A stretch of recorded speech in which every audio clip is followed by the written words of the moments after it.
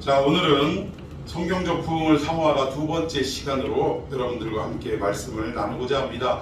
우리 지난 시간에는 이삭의 사건을 통해서 이삭이 아비멜렉에게 쫓겨나서 결국 거기에 맞대응하지 않고 싸우지 않았다라는 거예요. 그냥 아무 소리 없이 쫓아내면 그냥 하나님만 바라보고 그냥 힘없이 쫓겨났다라는 거예요. 그런데 그 쫓겨난 상황 속에서 제일 먼저 한 일이 뭐라고 그랬죠? 우물을 파는 일이었어요. 우물을 파는 일. 누가 팠던 우물? 그렇죠. 아버지 아브라함이 팠던 우물. 근데 성경에서 물을 찾기 위해 헤매이는 어떤 이런 내용들은 결국 물은 뭘 상징한다고 그랬죠? 하나님의 말씀을 상징한다. 그가 어려운 지경에 처해 있을 때 가장 먼저 한 일은 백그라운드 찾아 헤매는 거 아니고 해결 방법이 없을까 내 머리를 굴리는 게 아니라 가장 먼저 뭐를 찾았다고요? 하나님의 말씀을 찾았다. 하나님 말씀하여 주옵소서. 내 삶이 지금 이런 지경에 처해 있으니 하나님밖에 해답이 없고 정답이 없습니다. 나를 불쌍히 여겨주시고 하늘을 열어 말씀하여 주시옵소서. 이게 이삭의 자세였다. 그런데 그 우물을 파헤치는데 문제가 생겼네요. 그 아브라함이 팠던 우물을 그 블레셋 사람들이 다 메꿔놨다 이거. 근데 뭘로 메꿔놨냐? 좋은 흙으로 메꿔놓은 게 아니라 세상에 온갖 쓰레기 잡동사니 못 쓸 것들로 다 메꿔놨다. 여러분, 지금 이 상황은 영적으로 해석할 때 하나님의 진정한 말씀, 진리의 말씀만 교회 안에 가득해야 되는데, 그런데 이 하나님의 말씀 속에 뭐가 파고 들어간 거예요? 세상의 가치, 철학, 사상, 또 인간적으로 어떻게 하면 잘 살 수 있을까, 번영주의 막 이런 것들, 하나님 본질의 복음이 아니라 다른 것들이 이 안에 가득 메워져 있더라. 그래서 첫 번째로 하는 일은 우물을 팜과 동시에 이 메워졌던 더러운 쓰레기들을 전부 다 어떻게 한다? 제거해야 된다. 파헤쳐야 된다. 우리의 마음속에 어느 순간인가 그리스도의 복음 하나로만 가득 차야 될 우리의 삶 속에, 믿음 속에 세상의 가치관들, 예수 믿으면 대표적인 게 이거예요. 번영주의인데, 예수 믿으면 문제가 해결되고, 예수 믿으면 돈 문제가 해결되고, 예수 믿으면 건강 문제가 해결되고. 여러분, 물론 예수 믿으면 해결될 줄로 믿습니다. 그러나 가장 우리 기독교의 복음의 진수는 우리 인생의 문제가 해결되는 것이 아니라 우리의 영혼의 구원에 가장 핵심적인 그 내용이 들어있다. 우리를 살리시고 하나님의 자녀 삼아주시고 마침내 하나님께서 예비하신 그 나라에 우리가 입성에 들어가 영원토록 하나님과 함께 살아가는 것, 이것이 우리 기독교의 핵심이에요. 나머지 돈을 해결받고 건강을 해결받고 인간 문제를 해결받고 이것은 부차적인 문제일 뿐이라는 거예요. 때로는 오히려 우리가 이 땅에 살아가면서 부유하게 살아가지 못하고 돈이 없어서 가난하게 살아가는 것조차도 하나님의 은혜인 줄로 믿습니다. 그러니까 우리 생각이 이런 어떤 진정한 복음의 역사보다는 좀 비틀리고 변경된, 변질된 이러한 복음을 먼저 우물에서 걷어내는 역사가 있어야 돼요. 이것이 걷어내지면 우리의 삶이, 환경이 가난해도 하나님 감사합니다, 부유해도 하나님 감사합니다, 믿습니까? 그런 모습으로 바뀌게 된다는 거예요. 그리고 나서 결국은 그 더러운 모든 것들을 걷어내는데, 걷어내는 첫 번째 영적인 의미는 뭐냐? 하나님 주권을 우리가 인정해야 된다는 거예요. 우리가 하나님의 주권을 인정하지 않고 하나님 믿습니다 하지만 우리 삶 속에 하나님보다 위급한 상황이 생기면 내가 먼저 달려가고 내가 먼저 생각하고 내가 먼저 결정하는 일이 얼마나 많냐 이거예요. 하나님께 먼저 엎드려 기도하지 아니하고 맡겨드리지 아니하고 내 주장대로 해결하는 사람들이 너무나 많다는 거예요. 그러니까 이거 하나님 주권주의를 인정해야 돼요. 두 번째는 성경의 권위를 회복해야 된다는 거예요. 여러분 동의하십니까? 영국이 저렇게 망한 첫 번째 이유가 성경의 권위가 땅에 떨어졌기 때문이에요. 우리도 그 길을, 그 전철을 밟지 말고 우리는 성경의 권위, 하나님의 말씀의 권위를 다시금 회복해야 한다는 것입니다. 그때야 비로소, 그리고 우리 자신이 죄인임을 철저히 고백해야 돼요. 오늘도 기도했지만 말씀 따라 살아가기를 원했는데 그럼에도 우리에게 삶에 보이는 것은 뭐뿐이더라? 죄인의 모습뿐이더라. 오늘 집사님 기도하셨는데 이 고백이 날마다 하나님 앞에 설 때마다 우리는 일어나야 할 줄로 믿습니다. 자, 그리고 오늘 두 번째 성경적 부흥 역사, 이제 사무엘의 시대로 넘어가려고 그래요. 사무엘의 시대에는 어떤 일이 있었냐? 오늘 미스바 광장에서 부흥의 사건이 일어난 이 내용들을 살펴볼 텐데, 이 이전에 엘리 제사장 시대에 전쟁에서 블레셋에게 패하다 보니까 이 전쟁 패배의 원인이 어디 있냐 곰곰이 생각을 했어요. 어디 있었죠? 항상 전쟁할 때는 뭐가 앞서갔어요? 그렇죠. 언약궤 법궤가 앞서갔어요. 그런데 전쟁에 자꾸 지는 내용이 뭘까 생각해봤더니 아이고 실로에 있는 법궤를 안 갖고 갔네. 여러분 우리 삶에 이런 생각이 바로 하나님의 말씀과는 상관없는 이런 잘못된 더러운 쓰레기들이 우물에 매운 현상이라는 거예요. 여러분 우리가 법궤를 가지고 가면 승리하고 법궤를 놓고 가면 패배한다는 것은 이게 무엇과도 같냐? 미신과도 같은 거예요. 우리 한국 사람들은 DNA 속에 샤머니즘 신앙이 너무나 깊게 자리 잡고 있어요. 우리 조상 때부터 뒤에 장독대에다가 정한수 띄워놓고 그냥 비나이다 비나이다 했던 천지신명께 비나이다 했던 그 어떤 조상들의 DNA가 우리에게는 어찌나 그렇게 짙게 남아있는지 모르겠어요. 그래서 하나님을 믿어도 어떤 분은요 교회 딱 들어오자마자 우리 교회는 중심에 십자가가 달려있지 않아요. 우리 합동 측은 십자가를 달지 않기로 이미 결의를 했습니다. 왜? 십자가가 우상이 될 수 있기 때문에. 그래서 안 걸어놨더니 아유 또 요즘은 또 십자가가 없다고 이거 이단이 아니냐 막 이러는 데가 있어가지고 어쩔 수 없이 부분 결의를 깨고 자기들 나름대로 십자가를 거는 데도 있는데 어쨌든 교회 딱 들어오시면 정면에 있는 십자가를 보고 어떻게 들어오시냐면 두 손을 합장을 하고 이렇게 고개를 숙이고 들어오시는 분도 있어요. 제가 참 깜짝 놀랐어요. 근데 그분은 하나님을 일반 그 샤머니즘 무속 속의 어떤 신 중에 한 분이라고 여기기 때문에 그분에 대한 경외를 이렇게 표현을 했던 거예요. 근데 이런 어떤 알게 모르게 우리 사이에 자리 잡고 있는 샤머니즘적 무속적인 신앙들을 걷어내는 역사가 일어나야 된다. 근데 이때 당시에도 법궤를 가져가면 승리하고 법궤를 안 가져가면 패배한다라는 이상한 샤머니즘적 그 종교관에 사로잡혀 있었다라는 것입니다. 그래서 법궤를 가지고 갔는데 전쟁을 하면 승리할 것이다 하고 막 사기가 충천해가지고 전쟁을 벌였는데 어떻게 됐죠? 처참하게 무너졌어요. 처참하게. 그리고 그 법궤마저 빼앗기고 말았다라는 것입니다. 그런데 하나님은 정말 위대하신 분이에요. 전쟁의 상황으로 볼 때는 하나님이 패배한 것처럼 보였으나 그러나 빼앗긴 법궤가 이스라엘, 블레셋 그 신전, 다곤 신전에 들어갔을 때 다음날 가보니까 다곤 신상이 넘어져 쓰러져서 팔, 다리, 모가지가 다 부러져 버렸다는 다 끊어져 버렸다는 거예요. 하나님은 살아계심을 블레셋 사람들에게 분명하게 나타내고 보여주셨다는 거예요.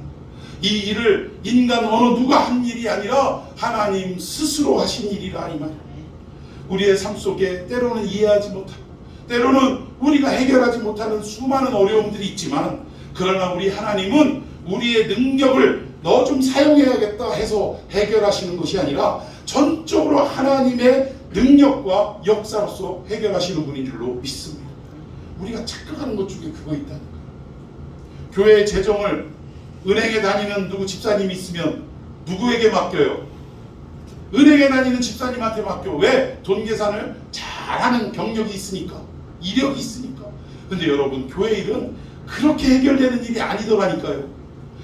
그 사람의 능력을 물론 활용하는 부분도 있지만 하나님의 일은, 그러면 은행원이 없는 교회는 어떡하라고요? 하나님의 일은 하나님이 다 하셔요. 그리고 교회 일은 이해할 수 없는 게, 아니 한 두 사람이 30분 딱 매달려갖고 후닥닥 하면 끝날 일인데, 이 교회 일은 희한하게 두 명이 할 일을 몇 명이 모이냐면 10명이 모여, 10명 모여. 그리고 30분이면 둘이서 끝날 일을 하루 종일을 해요. 쟁일을 해. 그 왜 그러나 봤더니 김 집사, 이 집사 서로 막 웃고 떠들고 교제하고 나누고 이 시간 가면서 또 먹고 막 이러면서. 근데 이것이 세상적인 것으로 볼 땐 효율성이 하나도 없이 떨어지는 모습이지만 하나님이 보실 때는 그 모습이 어때요? 가장 아름다운 모습으로 인정하시더라고요. 그래서 교회는 세상의 회사처럼 효율을 따지는 것이 아니라 우리 성도 간의 교제가 이루어져야 하는 곳이고 하나님과 우리 사이에 아름다운 교제가 회복되는 곳이어야 할 줄로 믿습니다. 자, 아무튼 이 법궤를 빼앗기고 말았다라는 것입니다. 그런데 하나님의 역사 가운데 우여곡절 끝에 이 법궤가 다시금 이스라엘로 돌아오게 된다. 근데 재밌는 것은 이 그토록 사모하고 빼앗겼던 게 천추의 아니다라고 했던 이 법궤가 이스라엘로 돌아왔는데, 아니 이 법궤가 돌아오면 어디로 가야겠어요? 원래 있던 자리 실로로 가든지 아니면 통치자가 있는 예루살렘으로 가든지 뭐 좋은 도시로 가야 되는데, 아니 국경 지역에 떨렁 그냥 방치되어 있더라는 거예요. 그것도 몇 년이나 방치되어 있냐? 20년이나 방치되어 있다라. 그 국경지대가 기럇 여아림이라는 곳인데, 자 한번 우리 지도를 보면서 한번 보십시다. 기럇 여아림 어디 있죠? 여기 있네요. 그리고 이 왼쪽 이 지역이 블레셋 지역입니다. 그런데 조금 그 국경을 좀 제가 좀 남은 지도를 보니까 여기가 블레셋 지역인데 보라색으로 된 데가, 그러면 여기 기럇 여아림이 없습니다만 여기 보니까 에그론 땅에서 약간 오른쪽, 또 예루살렘에서 약간 왼쪽, 이렇게 보니까 여기가 예루살렘 이 지역이겠네요. 지금 점 찍은 지역, 이 지역이 기럇 여아림이라는 거예요. 아니 중심부인 뭐 여기 예루살렘으로 가야 되는데, 아니 왜 하필이면 요 국경지대에 있는 이런 데 방치가 돼 있냐 이거예요. 그토록 법궤를 사모했다면서. 무려 몇 년 동안이나 20년 동안이나 방치가 돼 있대요. 이게 뭔가 이건 아이러니입니다. 사람들의 바램과 사람들의 소망과는 달리 법궤는 되찾았으나 이 국경 지역에 그냥 덩그러니 이렇게 던져놓고 20년이나 지나왔다라는 거. 자 우리 본문을 한번 읽어봅시다. 2절입니다. 시작. 그가 기럇 여아림에 들어간 날부터 20년 동안 오래 있은지라 이스라엘 온 족속이 여호와를 사모하니라. 예, 이게 참 재밌는 말이에요. 기럇 여아림에 여호와의 법궤가 들어왔는데 몇 년 동안 있었다고요? 여기 20년 동안 오래 있은지라, 여기 있다라는 말을 히브리어 원어로 보면 그냥 방치됐다라는 그런 의미를 가지고 있던 단어라는 거예요. 버려뒀다 이거예요. 근데 여기 이스라엘 온 족속이 재미있는 말이 있네. 반전이 있네. 여호와를 어떡하니라? 사모하니라. 여기 사모한다는 말은요, 하나님, 저 하나님이 필요해요. 하나님만 있으면 돼요. 이런 어떤 사모함이 아니에요.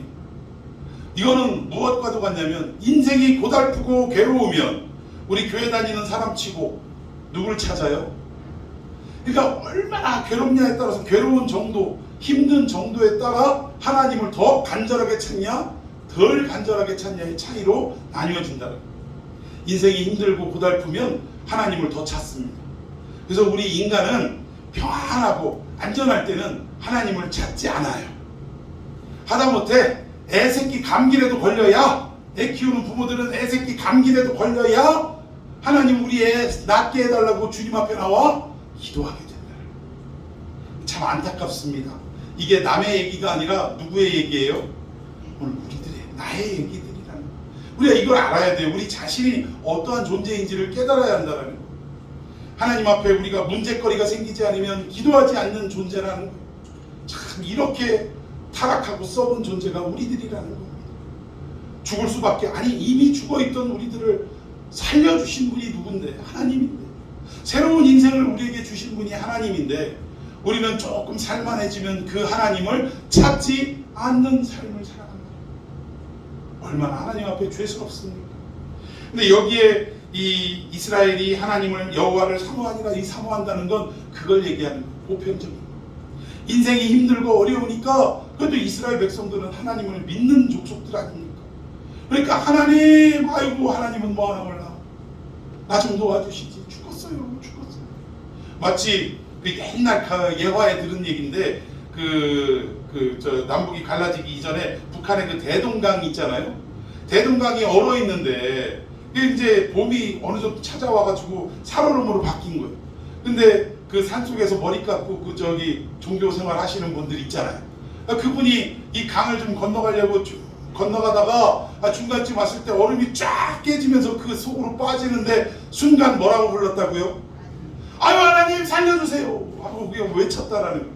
그러니까 인간의 본성이라는 거예요. 이게 그런 것처럼 다급하니까 하나님을 찾았던 것처럼 이스라엘도 지금 사모한다라는 표현이 그런 표현이에요. 하도 인생이 힘들고 나라 시국이 어지럽고 이러니까 아유 하나님 하면서 하나님을 부르고 찾았다, 그런 의미라는 것입니다. 애통하고 통곡하는 일이 끊임없이 이루어지니까 이런 모습들로 지금 묘사를 하고 있다는 거예요. 자, 우리 3절 읽어봅시다. 시작. 사무엘이 이스라엘 온 족속에게 말하여 이르되 만일 너희가 전심으로 여호와께 돌아오려거든 이방신들과 아스타롯을 너희 중에서 제거하고 너희 마음을 여호와께로 향하여 그만을 섬기라. 그리하면 너희를 블레셋 사람의 손에서 건져내시리라. 예, 그냥 일반적인 마음으로 하나님을 찾는 이스라엘 백성들에게 사무엘이 이렇게 선포합니다. 먼저는 하나님께 너희가 돌아오려면 어떻게 해야 되냐. 온전히 하나님 앞에 돌아오려면 그 전제 조건이 첫 번째가 뭐죠? 이방 신들을 버려야 되고, 두 번째 특정 어떤 신을 지금 거론하고 있어요. 아스다롯이라는 신을 너희 중에서 어떻게 하라? 제거하라. 그리고 너희의 마음을 하나님께로만 향하고 하나님만을 섬겨라. 이렇게 선언을 했다라는 것입니다. 근데 참 재밌는 게 마지막에 블레셋 사람의 손에서 건져낸다 그랬어요. 근데 정치적으로 볼 때 지금 이스라엘은 블레셋에게 점령당한 상태가 아닙니다. 건져낼 이유가 없어요. 그런데 사무엘은 건져낼 것이다 라고, 너희들이 이방신을 버리면 여호와께서 너희들을 그 블레셋의 손에서 건져낼 것이다 라고 이야기를 했다라는 것입니다. 그럼 이게 어떤 배경 중심으로 이런 얘기가 나왔냐, 그 부분을 좀 우리가 살펴봐야 될 텐데, 자, 먼저 특정 신인 아스다롯을 좀 살펴봅시다. 자, 이 아스다롯이 오른쪽에 있는 신입니다. 왼쪽에 있는 신은 아스다롯의 남편 신이에요. 신이 남편도 있고 부인도 있고 하여튼 참 이상해. 근데 이 남편 신이 누구냐면 성경에서 대표적으로 나오는 이방 신이에요. 누굴까요? 바알이죠, 바알. 하여튼 대표적 이방 신 하면 바알 아닙니까? 아스다롯의 남편이 누구더라? 바알이더라. 그리고 블레셋에서는 특별히 아스다롯이라는 여신을 섬겼어요. 부인이니까 여신이겠지 뭐. 여신을 섬겼는데 문제는 뭐냐면 블레셋은요, 자기들이 이토록 풍요롭고 자손들을 많이 거느리고, 그때 당시에는 사람 머릿수가 복이니까 이렇게 된 데는 누가 우리에게 이런 복을 주셨냐? 바알과 아스다롯이 번영의 복을 우리에게 주셨다. 새끼들도 많이 치고 또 돈도 많이 벌게, 그때 당시에 농사겠죠. 농사도 풍요롭게 거두게 하시고, 이게 다 누구 덕분이냐? 바알과 아스다롯 덕분이다 라고 생각을 했다라는 거예요. 그런데 이스라엘 사람들이 가나안 땅에 들어와서 살다 보니 전직 노예, 또 기껏해야 그들이 할 수 있는 일은 양치기, 소치기, 목동들이었다라는 거예요. 근데 안에 들어오면 농사라는 제도로 직업이 바뀌는데 경험이 없는 이들이 농사가 제대로 됐겠어요? 아니, 똑같이 농사 짓는데 블레셋 저것들은 농사가 너무 잘 돼. 근데 우리는 짓는 것마다 어떻게 돼요? 망치는 거예요, 농사를. 그럼 도대체 농사가 잘 되는 비결이 뭘까? 원인이 뭘까? 생각해 보니까 저 사람들하고 우리하고 차이점이 뭐였어요? 우리는 여호와 하나님을 섬기는데 저것들은 아스다롯을 섬기고 있더라고요. 근데 그 아스다롯 신이 어떤 신인가 봤더니 풍요의 신이더라고요. 그러면 우리도 누구를 섬겨야겠다? 아스다롯을 섬겨야겠다. 그래서 정치적으로는 나라가 별도로 분리가 돼 있고 점령되어 있지 않는 상황이지만, 그러나 종교적으로 또 블레셋의 사상과 철학 앞에 이스라엘은 이미 정신적으로 뭐가 된 거예요? 지배당하고 있다는 거예요. 하나님을 그렇다고 안 섬겼냐? 이게 하나님이 더 못 견디겠는 거예요. 차라리 하나님 나 안 믿어요 하면 괜찮아. 하나님도 모르겠어요. 그런 분은 아니지만 하나님도 그냥 버려버리면 끝인데, 근데 이것들이 하나님께 예배합니다 하고 이것들이 교회는 나오네. 교회는 나와서 예배는 드리는데 일상을 가서 살아갈 때는 하나님이 주신 말씀대로 살아가지 않고 세상의 법칙과 세상의 사상과 세상의 철학과 원리와 질서를 따르며 살아가더라. 이거. 몸은 어때? 아스다롯이면 어떻고 몸은 어때? 아유, 하나 얻어 걸리기만 하면 되지. 로또 한 방 맞으면 되지. 대박 한번 터지면 되지. 하나님을 의식하지 않고 이렇게 살아가고 있다는 거예요. 누가? 오늘 본문에 이스라엘 백성들이 그렇게 살아가고 있다. 하나님이 그래서 사무엘을 통해 하시는 말씀이, 먼저 너희 마음에 이방신들과 아스다롯을 제거해라. 그리고 온전히 하나님을 섬기라가 아니라 하나님만을 섬기라. 본문 보니까 3절에 그만 섬기라는 게 이제 그만 섬겨라 그게 아니라 하나님만 섬겨라 그 말이에요. 하여튼 우리가 편한 대로 해석하느라고 그만 섬기랴 이제 그만하래 이렇게 받아들이는 경우가 있어요 간혹. 근데 그 얘기가 아니라 모든 신상을 버리고 신들을 버리고 하나님 한 분만을 섬겨라. 그리하면 너희들이 블레셋의 사상과 철학과 종교에 지배되고 있던 모든 상황에서 어떻게 하시리라? 건져내시리라. 구원해 내시리라. 이 말씀을 하고 있다라는 것입니다. 그래서 우리가 유심히 들여다보지 않으면 이 사무엘을 통해서 우리에게 주시는 하나님의 메시지를 놓칠 수 있는 그런 위험성이 있다라는 거예요. 제가 3절을 다시 한번 읽어보겠습니다. 사무엘이 이스라엘 온 족속에게 말하여 이르되 만일 너희가 전심으로 여호와께 돌아오려거든 어떻게 돌아오려거든? 이 말은 거꾸로 해석하면 지금 이스라엘의 마음이 하나님 앞에 전심으로 향하고 있지 않다라는 얘기. 그냥 일부 하나님 습관적으로 모시고 있다 이 정도 수준이었다라는 것을 반증하는 내용입니다. 그러니까 교회에 나오기는 하는데 여전히 삶의 가치관은 세상의 풍조를 따르고 있는 그런 모습. 근데 하나님은 어떻게 건져주시냐? 모든 이런 것들에서부터 너희들이 제거하고 하나님의 말씀만 따르고 하나님만을 섬기면 이 모든 잘못된 세상의 풍조로부터 너희들을 건져내 주실 것이다. 온전한 성도로 만들어갈 것이다. 하나님의 약속인 줄로 믿으시기를 바랍니다. 자, 우리 4절 봅시다. 시작. 이에 이스라엘 자손이 바알들과 아스타롯을 제거하고 여호와만 섬기리라. 아멘. 드디어 사무엘의 이 선언 앞에 이스라엘 백성들의 양다리 신앙이 어떻게 된 거예요? 그쳐진 거예요 이제. 근데 여기까지가 부흥의 전조 현상입니다. 이거 자체가 부흥이 아니라 진정한 성경적 부흥을 위한 전조 현상이 뭐냐? 이렇게 하나님의 말씀만 택하고 하나님만을 섬기겠다라는 이런 각오와 결단의 역사가 이제 비로소 성경적 부흥을 이루어가는 전조 현상이다. 우리의 심령 속에 하나님의 말씀만 이것이 전제되지 않으면 성경적 부흥은 찾아온다 안 찾아온다? 안 찾아온다.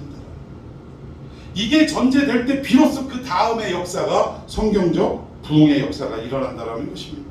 자, 이렇게 하나님만을 섬기겠다 결단하고 각오하니까 사무엘이 무엇을 명령하나? 제가 한번 5절 읽고 여러분이 6절 읽습니다. 사무엘이 이르되 온 이스라엘은 미스바로 모이라. 내가 너희를 위하여 여호와께 기도하리라 하며 6절. 그들이 미스바에 모여 물을 일러 여호와 앞에 붓고 그날 종일 금식하고 거기에서 이르되 우리가 여호와께 범죄하였나이다 하니라. 사무엘이 미스바에서 이스라엘 자손을 다스리니라. 아멘. 사무엘이 온 백성이 하나님만을 섬기겠다라고 하니까 부흥의 전조 현상을 보이니까 첫 번째 명령이 뭡니까? 너희들은 다 어디로 모이라? 미스바로 모이라.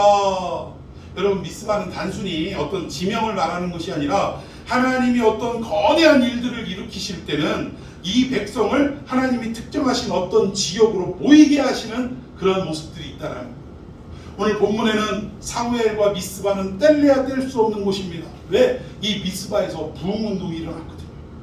그리고 또 대체적인 성경의 예를 찾아보면 출애굽을 한 이스라엘 백성들이 결국 광야에 들어와서 첫 번째로 모이라 한 곳이 어디입니까? 시내산이에요. 시내산. 그 시내산에 모이게 해서 하나님이 율법을 직접 그들에게 내려주십니다. 그리고 그 말씀과 함께 언약을 맺으시는 거예요. 나는 너희의 하나님이 되고 너희는 나의 백성이 되리라. 이 언약을 맺으셨다라는 것입니다. 그래서 정말 중요한 장소가 출애굽에서는 시내산이었다. 그리고 이 백성들이 드디어 가나안 땅, 약속의 땅으로 들어가서 또 하나님의 약속대로 가나안 족속들을 쳐서 각 지파들이 또 맡은 바 분깃을 다 얻을 때에, 그때 마지막 여호수아 24장 마지막 절에 이 여호수아가 세겜이라는 곳에 이스라엘 백성들을 다 모아요. 그리고 하는 말이 나와 내 집은 여호와만 섬기겠노라. 너희들은 오늘 택하라. 여호와를 택하든지 이방신을 택하든지 둘 중에 하나를 택하라. 그랬더니 이스라엘 백성들이 뭐라고 그랬어요? 우리도 하나님을 섬기겠노라 라고 얘기했는데, 이 거짓말이 진짜 거짓말인 것을 여호수아도 알고 하나님도 하셨다. 근데 이곳에서 다시금 모세 때 맺었던 그 하나님의 언약을 이 세겜 땅에서 갱신했다는 것입니다. 여러분, 갱신이라는 것은, 언약을 갱신한다 할 때 이 갱신은 새로운 어떤 언약을 써내려가고 체결하는 것이 아니라 이미 과거에 하나님이 우리에게 주셨던 언약을 어떻게 하는 거예요? 다시 일깨우고 다시 기억하고 다시 붙드는 걸 갱신이라고 한다라는 것입니다. 이런 어떤 특정한 장소에 하나님의 언약을 갱신했던 것처럼 오늘 사무엘도 부흥의 전저 현상이 보였던 이스라엘 백성들을 미스바라는 장소로 모여서 하나님의 말씀을 다시금 갱신하는 거예요. 언약을 다시금 상기시켜 준다라는 것입니다.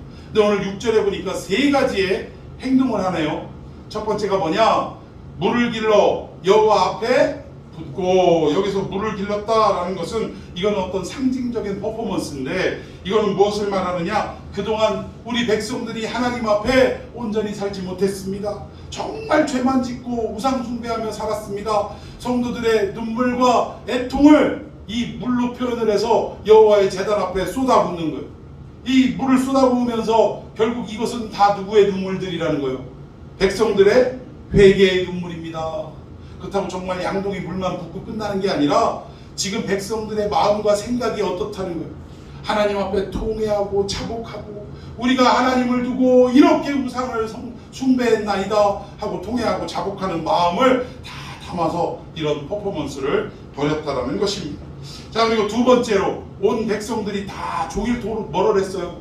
금식을 했다라는 거예요. 우리는 금식을 오해하는 경우가 많아요. 우리는 인생에 문제가 생기고, 예를 들어서 사업을 하는데 몇 년 몇 월 며칠까지 이거를 메꾸지 않으면, 이걸 결제하지 않으면 부도가 나. 그러면 우리는 어떤 일을 택해요? 금식을 택해요. 금식을 택하고, 하나님 몇 년 몇 월 며칠까지 아시죠? 이거 안 되면 나 죽고 하나님 죽고요. 그래 안 그래요? 그러면서 막 밥 굶어가면서 막 이러면서 해요. 그러면 여러분, 이거는 진정한 금식이 아니라 무엇과도 똑같냐면, 우리 애 키울 때 한두 번씩은 다 경험하잖아. 애가 감당할 수 없는 무언가를 사달라고 쫄르네.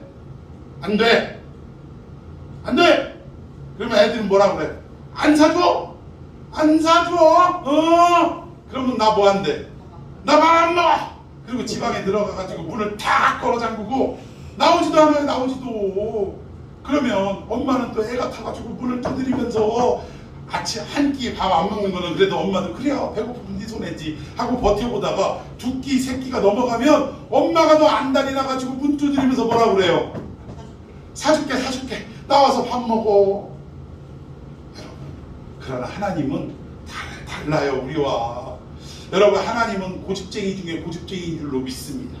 그러니까 우리도 고집 좀 부린다고 하나님 앞에 안 먹어!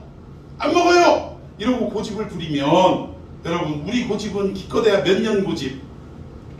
100년 고집이에요. 100년 고집. 그리고 하나님 앞에 고집 부릴 정도 나이 되면 적어도 40, 50살은 사는 거예요, 이미. 그러면 남은 인생 따지고 100살 산다고 해도 5, 60년 고집이에요. 근데 하나님은 무슨 고집? 영원하신 고집이요. 하나님은 단 한 번도 당신이 계획한 바대로 이루지 않는 바가 없다라는 거예요. 우리가 착각하는 게, 하나님은 이미 우리 인간을 구원하시고 또 인간을 어떻게 하시겠다라고 이미 작정하셨는데, 자꾸 우리는 그 하나님 계획에 도전을 해요. 하나님, 나 이거 안 들어주면 나 안 해요. 내가 안 하면 내 손해요, 하나님 손해지? 이런 사람들이 있어요, 없어요? 있어요. 이게 제가 좀 극단적으로 표현해서 그렇지 이런 경우가 많이 있다라는 거예요. 근데 이것은 잘못된 겁니다. 하나님은 나를 위해 존재하는 분이 아니라는 거예요. 이걸 깨우쳐야 돼요. 내가 하나님의 뜻을 위해 존재하는 거고 하나님이 보내주신 것이지, 하나님이 나 인간 하나를 위해 존재하는 분은 아니라 이거예요. 그럼에도 불구하고 마치 하나님은 모든 관심을 나 하나만을 위해서 살아가시는 분 양 그렇게 우리를 사랑하시고 대해주시니까 이게 아주 그냥 버르장머리가 없어져서 하나님 앞에 우리가 함부로 대하고 함부로 말하고 함부로 행동하는 이러한 결과가 나타났다는 것입니다. 금식은 절대 그런 거 아니에요. 여러분, 금식은 어떤 의미냐면 금식이라는 게 결국 음식을 곡기를 끊는다라는 거 아니겠습니까? 인간은 무엇으로 살아갑니까? 외부로부터 음식이 들어와야 사는 거예요. 근데 이 곡기를 끊는다라는 말은 어떤 의미냐면 하나님, 제가 인간의 방법으로 살아가는 것을 여기서 중단하겠습니다. 하나님이 제 목숨을, 하나님이 제 생명을 좌우해 주십시오. 하나님이 원하는 대로 제가 하겠습니다 라는 의미의 금식이어야 되는데 마치 애들이 땡깡 부릴 듯이 안 사주면 안 먹어 하는 것처럼 우리가 금식하는 경향이 너무나 많다. 내 인생에 이런 문제가 있는데 안 풀려. 그러면 저 기도원으로 짐 싸들고 가가지고 40일 금식. 여러분, 하나님을 그렇게 만월이 대하지 말자. 하나님의 이 금식은 하나님, 제 인간의 방법대로 살아가는 것을 포기하겠습니다. 오직 하나님의 뜻대로 저를 주장하여 주옵소서. 이게 금식의 원래의 의미라는 거예요. 그리고 세 번째, 무엇을 했냐? 하나님 앞에 통회자복하는 퍼포먼스로 물을 붓고, 두 번째는 하나님의 뜻대로 살아가겠습니다라는 금식을 하고, 마지막 세 번째, 그렇게 했더니 어떠한 모습이 보였냐? 이스라엘 자손을 사무엘이 미스바에서 뭐 했대요? 다스렸다라고 말하고 있습니다. 이런 세 가지의 변화가 움직이기 시작했다라는 거예요. 여기에 다스린다라는 말은 통치한다 그 의미가 아니에요. 당신은 사사시대니까 뭐 사사가 왕도 되고 제사장도 되고 이런 의미로 다스린다 그게 아니라 여기에 다스린다라는 개념은 목양의 개념입니다. 즉 사무엘이 이 어떤 금식과 물을 애통하는 물을 붓는 이런 행위를 통해서 그제서야 사무엘이 목자로서 이스라엘 백성들을 하나님 말씀으로 다스리, 즉 먹이기 시작했다 그 의미란. 하나님 말씀에 이제 말씀으로 양들을 치기 시작했다 이 얘기인데, 여러분 하나님의 말씀을 먹지 않으면 우리 육적으로도 그래요. 사람이 배가 고프면 뭐가 생겨요? 신경이 날카로워지고 짜증이 생깁니다. 성도들이 신경이 날카로워지고 짜증이 생긴다는 것은 영적으로 볼 때 하나님의 말씀을 먹이지 못했기 때문이다.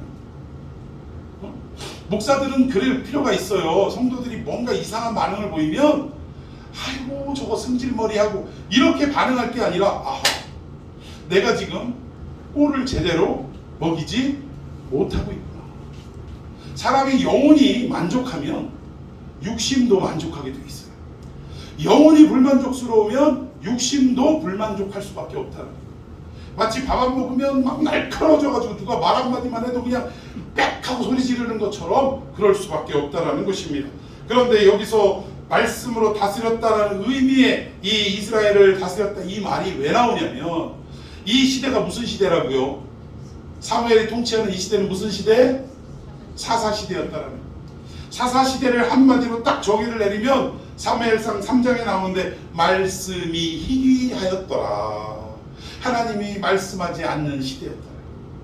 사람이 자기의 소견에 옳은 대로 행동하는 시대였지 하나님의 말씀을 듣고 말씀 따라 순종하는 시대가 아니었다라는 것입니다. 즉 하나님과 소통하지 않고, 아니 소통 정도가 아니라 귀 딱 틀어막고 눈 딱 감은 그런 시대라. 하나님이 가라사대 해도 아이 나 몰라. 그렇게 하면 돈 못 벌잖아. 나 몰라 못 들은 걸래. 이런 시대였다. 그런데 이런 시대에 드디어 사무엘이 이스라엘을 다스렸더라. 하나님의 말씀으로 그들에게 먹이기 시작했다. 말씀이 없던 그 시대에 이런 어떤 부흥의 전조현상으로 사람들이 통회하고 자복하고 금식하고 이러니까 드디어 하나님의 말씀이 그들에게 선포되고 선언되기 시작했다라는 것입니다. 여러분 요즘 이단들이 너무 득세. 저는 그들을 이단이라고 표현하는 것도 과분하다고 생각합니다. 이단이 아니라 뭐라고요? 사입이라니까. 사입이. 이단이 만약에 신천지나 뭐 여호와 하나님의 교회나 이런 사람들을 이단이라고 표현하면 진짜 이단들이 기분 나빠할지도 몰라요. 저것들이 나랑 우리랑 동급으로 여기냐고. 아니라고. 저것들은 사입이라고 막 이럴지 몰라요. 그런데 어쨌든 이 시대에 이단이나 사이비가 득세하는 이유가 뭐냐? 이유는 하나입니다. 배가 고프니까. 여러분, 집에서 키우는 강아지나 집에서 키우는 고양이도 집주인이 밥을 안 주면 이 고양이들 무슨 고양이 돼요? 집에서 밥을 안 줘? 집 키우는 고양이한테. 그러면 이 고양이가 집안에 있겠어요? 나가겠어요? 먹을 걸 찾아 나가는 거예요. 그러다가 집에 들어오겠어? 안 들어오겠어? 그럼 무슨 고양이 되는 거예요? 들고양이 내지는 도둑고양이가 되는 거예요. 교회 안에서 하나님의 참된 말씀을 먹이지 않으면, 그러면 이제 바깥에서 애들이 밖에 나가서 모이는 곳에는 항상 무슨 음식이 따르게 돼 있어요? 불량식품이 따르게 돼 있어요. 먹어서 몸에 좋을 거 하나도 없는데, 그런데 이게 입에서 얼마나 달달하고 맛있는지 몰라. 그러니까 이것으로 유혹을 하니까 세상에 내가 이런 건 먹어보지를 못했다고 이러면서. 다르게 표현할까요? 교회에서는 내가 이런 얘기를 들어본 적이 없다. 얼마나 놀랍고 그냥 깊고 그냥 신비한지 모르겠다. 이러면서 그런데 쫓아다니고. 결국 성도들이 이단과 사이비에 휘말리는 첫 번째 이유는 어디에서 말씀이 선포되지 않기 때문입니다. 교회에서, 강단에서 진정한 복음이 선포되지 않기 때문입니다. 여러분, 여기서 정말 값지고 맛있고 비싸고 구경하기도 힘든 그런 뭐 있어요? 거위 간 그 푸아그라 같은 뭐 이런 음식으로 애들한테 막 먹인다고 생각해보세요. 한우 막 2+짜리 막 등심으로 막 애들한테 최고의 양념을 해가지고 이렇게 먹인다고 생각해보세요. 애들이 가갖고 쫀디기 먹었어요? 먹겠냐? 안 먹습니다. 처음에는 호기심으로 먹어볼지 모르지만 이내 뭐가 훨씬 더 맛있어? 집에서 해주는 이 툭불 한우 그냥 등심이 맛있고, 에? 뭐 거의 가는 푸아그라가 훨씬 맛있고, 제비집 요리가 맛있고, 이거 금방 알아요. 그런데 집에서 주는 게 형편없으니까 불량식품을 맛보고 그냥 눈이 뒤집어지는 신세계로다.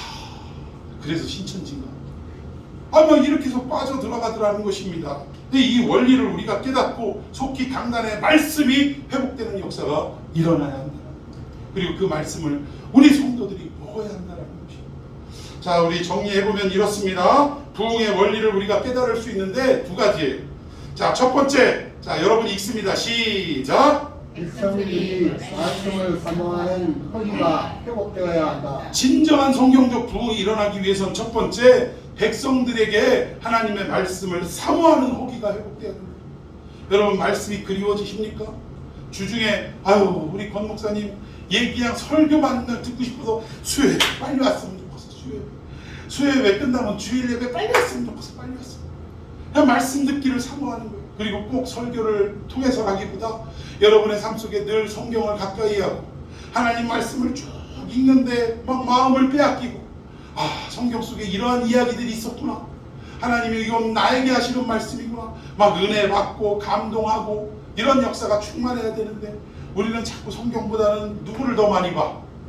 유 선생님을 너무나 많이 봐. 유 선생님을, 유튜브 선생님을. 이런 것들도 점점 바뀌어야 된다. 성경적 부흥의 역사가 일어나려면 결국 말씀을 사모하는 허기가 먼저 회복이 돼야 된다. 자, 그리고 부흥의 원리 두 번째, 시작. 이런 상태의 백성들과 언약을 갱신한다. 예, 이런 자세가 될 때 비로소 하나님은 그들에게 말씀하여 주신다. 우리가 말씀을 사모하지도 않는데 하나님이 일방적으로 너 들어라 해? 하고 귀 열어가지고 막 이런 걸 우리 속담에 뭐라 그래? 소액이, 그렇지. 소기의 경일기가 되는 거예요. 안 듣겠다고 하고 사모하지 않는데 거기다 막 열부선 얘기해봐야 듣느냐 이 얘기예요. 우리가 정말 허기가 회복되고 그러고 나서야 하나님이 비로소 언약을 갱신하시고 말씀을 또 우리에게 주시는데, 여러분 성경의 역사를 보면 결국 모세에게 주셨던 이 시내산의 언약이 엘리야 시대 때도 다시 한번 갱신이 됩니다. 엘리야가 갈멜산의 850대 1의 그 영적 전투에서 승리했는데도 세상에 이세벨이라는 여자가 내가 내일 이맘때까지 너를 죽이지 않으면 모든 신들이 나에게 벌을 내릴 것이다. 이 얘기 한마디에 혼비백산해 갖고 도망가 버립니다. 850대 1의 영적 전투를 벌였던 엘리야가 여자의 말 한마디에 도망가 버렸어요. 그리고 로뎀나무 그늘 아래, 로뎀나무는 그늘도 제대로 제공도 못해요. 그 밑에 기어 들어가가지고 뭐라 그래요? 나 죽여줘요, 죽여줘요. 이럴라면 나 죽여줘요. 왜냐? 기대가 컸거든. 850대 1의 승리를 거뒀을 때 나라가 뒤바뀌어지고 천지가 개벽이 되고 모든 신상을 버리고 하나님만을 섬길 줄 알았는데 웬걸? 이세벨이 당장 나를 죽이겠다네. 이거 아닌데, 이거 아닌데 하다가 그 겁에 질려가지고 하나님, 나 이제 못해요. 나 할 도리 다 했습니다. 아니 그 기적을, 하늘에서 불이 내리는 기적이 일어났고, 아니 400명을 갖다가 모조리 그냥 450명을 모조리 죽였는데, 아니 왜 안 바뀌어지는 겁니까? 세상이 다 못해요. 나는 못합니다. 이러면서, 아니 죽겠다는 놈이 먹어요 안 먹어요? 갖다 주니까 또 음식은 먹어. 이거 죽겠다는 얘기야? 안 죽겠다는 얘기야?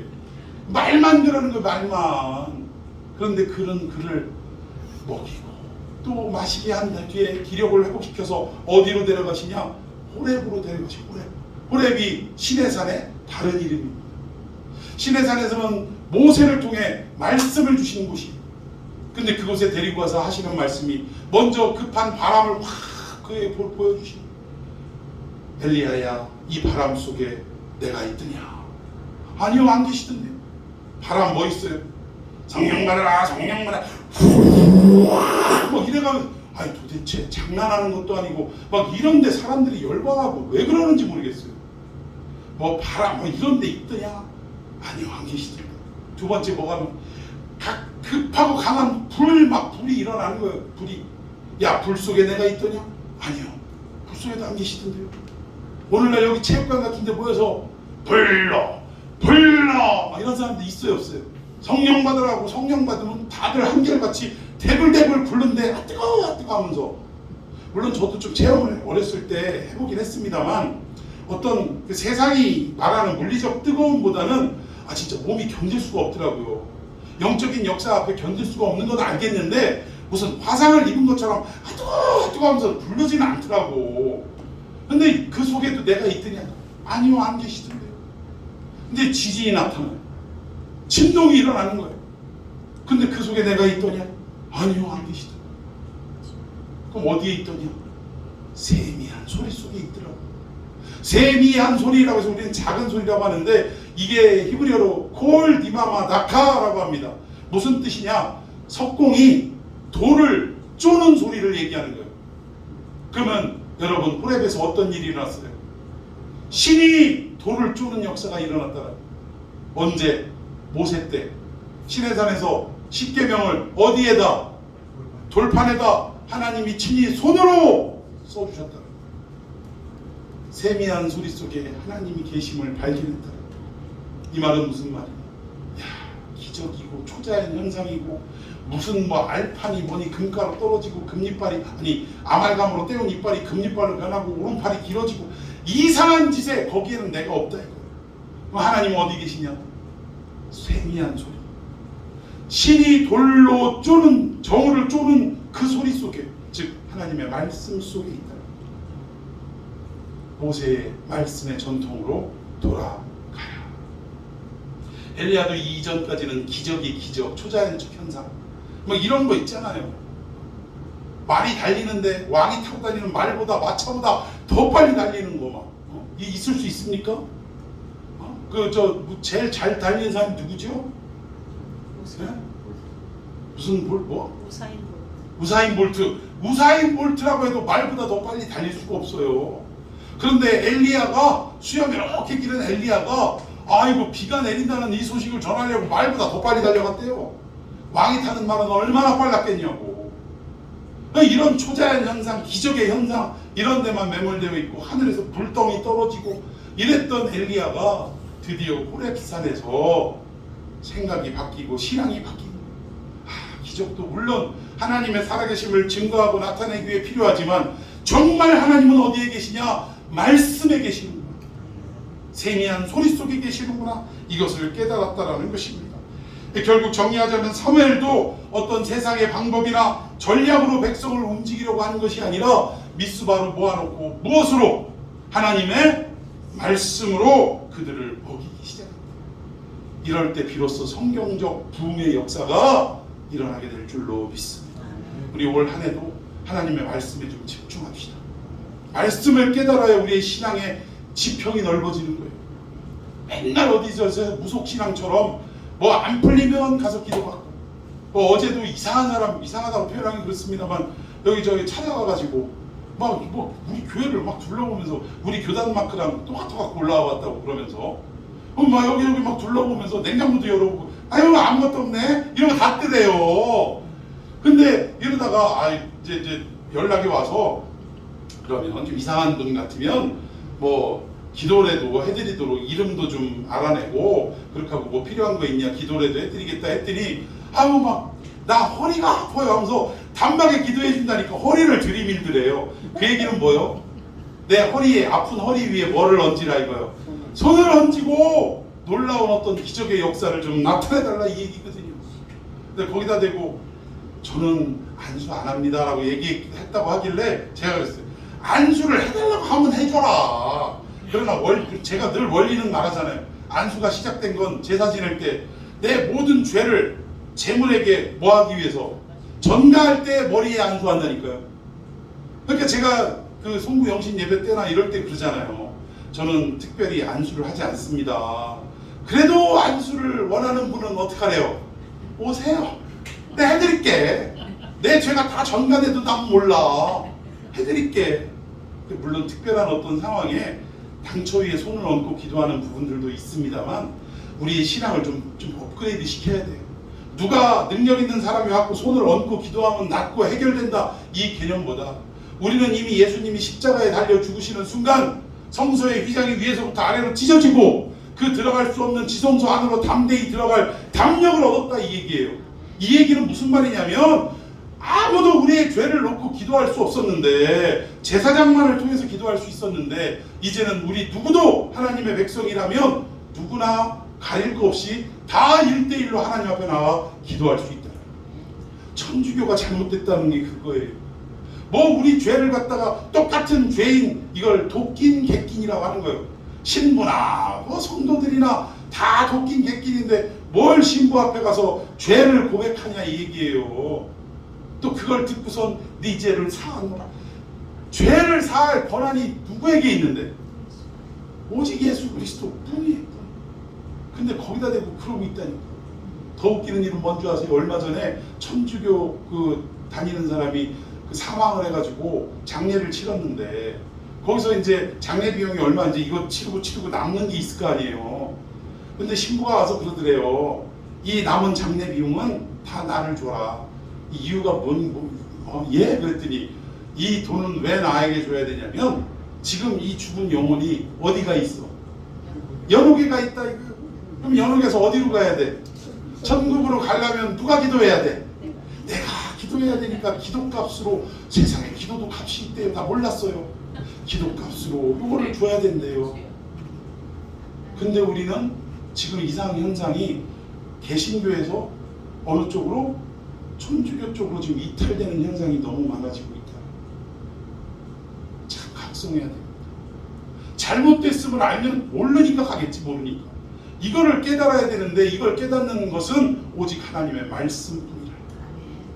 올 한 해 이러한 여러분들과 제가 되기를 예수님의 이름으로 축원해 드리겠습니다. 우리 찬양하고 말씀 붙들고 좀 기도합시다. 자, 성령이여 강림하사 나를 받아주시고 함께 찬양합니다.